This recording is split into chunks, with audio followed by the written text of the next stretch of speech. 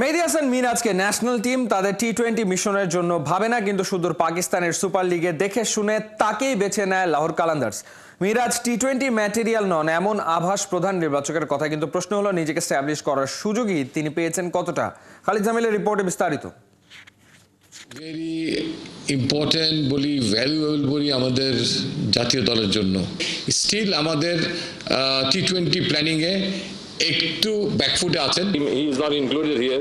He has enough knowledge about টি-20 এবং তার কোচ যে সমস্ত দিক নির্দেশনা দিবে, সো সেরকম কিছু দুই একজন হয়তো লেফট ওভার থাকবে।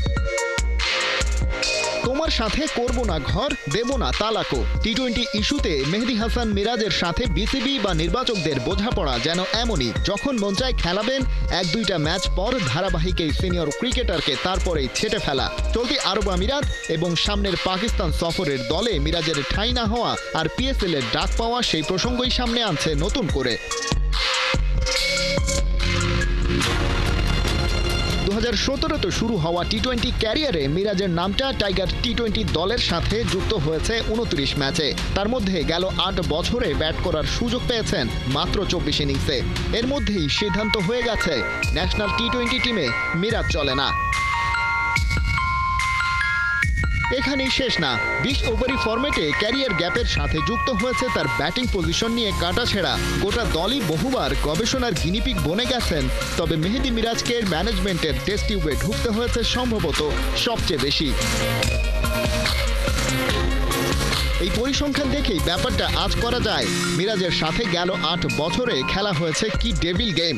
24টা ইনিংস তিনি ব্যাট করেছেন মোট 8টা পজিশনে। একটা নির্দিষ্ট জায়গায় সর্বোচ্চ 4 বার ব্যাট করতে পেরেছেন, ওপেনিংয়ে, স্ট্রাইক এন্ড আর 8-এ।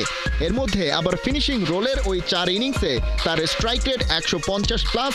বাংলাদেশের প্রেক্ষিতে যেটা নিঃসন্দেহে ভালো, তার সাথে ফুল টাইম বোলিং করার ক্যালিবার তো আছেই। দলের প্রয়োজন বুঝে প্রায় সব জায়গায় হাসি মুখে ব্যাট করে গেছেন। নিজেকে মানিয়ে নেয়ার সুযোগ সেভাবে না মিললেও এই মুহূর্তে বাংলাদেশের সবচাইতে ইম্প্যাক্ট ক্রিকেটার তিনি। আরব আমিরাত আর পাকিস্তান সফরেও হতে পারতেন মিডল অর্ডারে মাঝের ওভারগুলোই ভরসার জায়গা। তেমন একটা জায়গাতেই লাহোর কালান্দার্সে ব্যাট করতেন সিকান্দার রাজা। টাইগার অলরাউন্ডার, আবার পিএসএল এর বাকি সিজনের জন্য অ্যাভেলেবেলও।